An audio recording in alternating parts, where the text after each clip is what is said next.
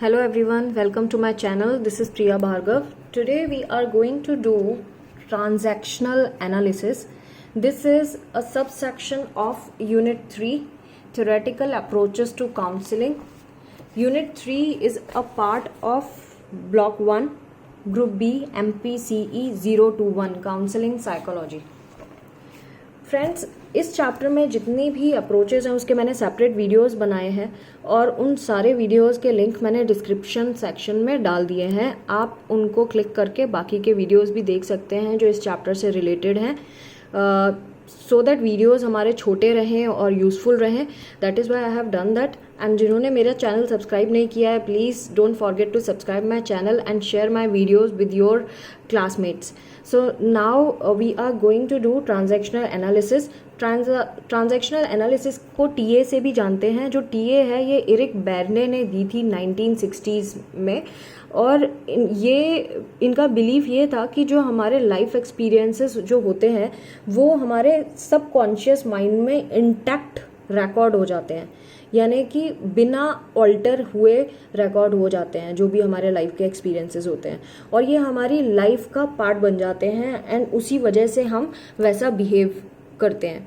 जो हमारा बिहेवियर होता है ये इस तरह से सबकॉन्शियस में डिज़ाइन होता है कि हम दूसरों का रिएक्शन ले सकें, लोग कैसे हमारे साथ रिएक्ट करते हैं, और हम ये भी डिटरमाइन करते हैं कि दूसरे हमारे बारे में क्या सोचते हैं. तो ट्रांजैक्शन का मतलब ही ये होता है कि दो लोगों के बीच में इंटरेक्शन. सो इसमें हमारे सबकॉन्शियस में ये चीज़ रिकॉर्ड होने लगती है कि दूसरे हमारे बारे में क्या फील करते हैं और उनके रिएक्शंस. ये जो मेथड है ये हेल्प करता है बिहेवियरल डिसऑर्डर्स को डील करने के लिए. क्लासरूम में बच्चे किस तरह से बिहेव करते हैं उसको मैनेज करने में ये हेल्प करता है. हम अंडरस्टैंड करते हैं कि चाइल्ड का एक्सेप्टेबल एंड अनएक्सेप्टेबल बिहेवियर क्या है और वो कैसे हम उसको ठीक कर सकते हैं. हमारे माइंड के 3 स्टेट होते हैं जिसे हम ईगो स्टेट्स के नाम से जानते हैं.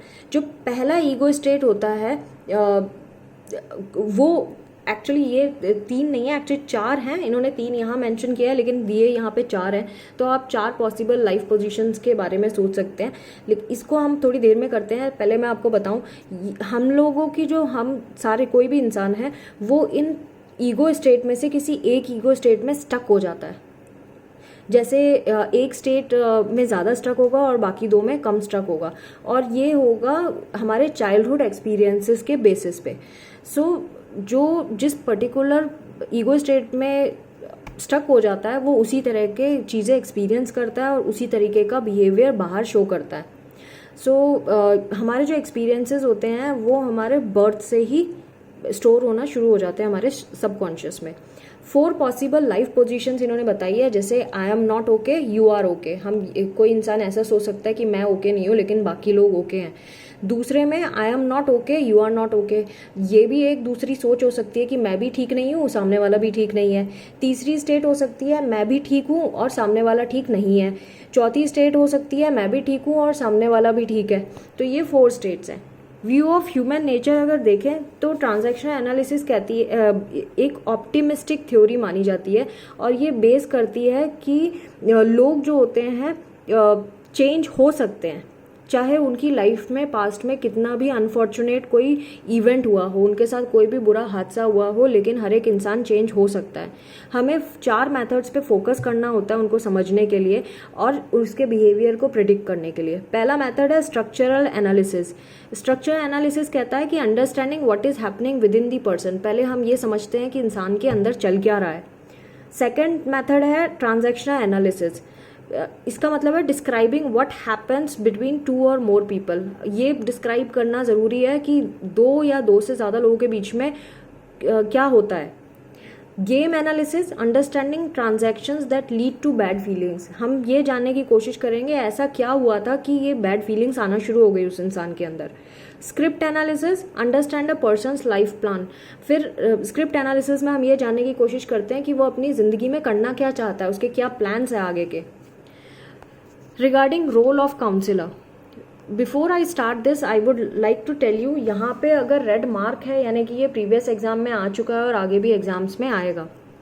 रोल ऑफ काउंसलर की बात करें तो काउंसलर एक टीचर की तरह एक्ट करता है। ये हेल्प करता है क्लाइंट को बहुत सारे टूल्स यूज़ करने में कि वो अपने प्रेजेंट को चेंज कर सके।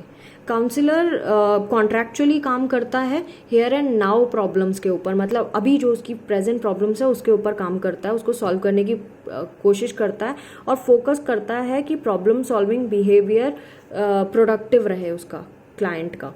और हम ट्रांजैक्शनल एनालिसिस को जब यूज़ करते हैं तो काउंसलर एक इगैलिटेरियन, सेफ और mutually respectful working relationship maintain करता है क्लाइंट के साथ। इगैलिटेरियन मतलब इक्वालिटी का रिलेशन।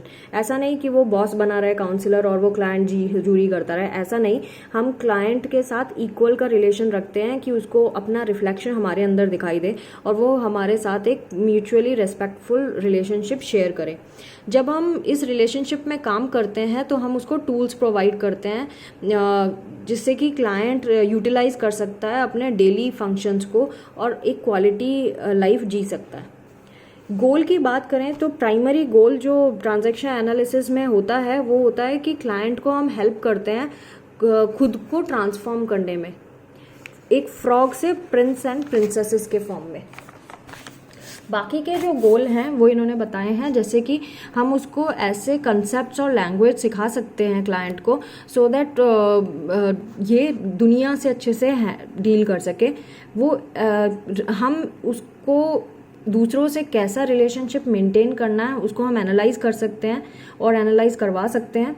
हम एक ऐसी एबिलिटी डेवलप कर सकते हैं क्लाइंट के अंदर कि वो स्ट्रेट और इफेक्टिव कम्युनिकेशन में एंगेज रहे दूसरों के साथ, जो डेली बेसिस पे वो लोगों के साथ डील करता है, उसको पॉजिटिवली डील करना सिखाते हैं। इसमें और भी टेक्निक्स हैं जो हम यूज़ करते हैं, जैसे कि पीछे हमने 4 ऑलरेडी पढ़ी थी, structure analysis, transactional analysis, game analysis and script analysis.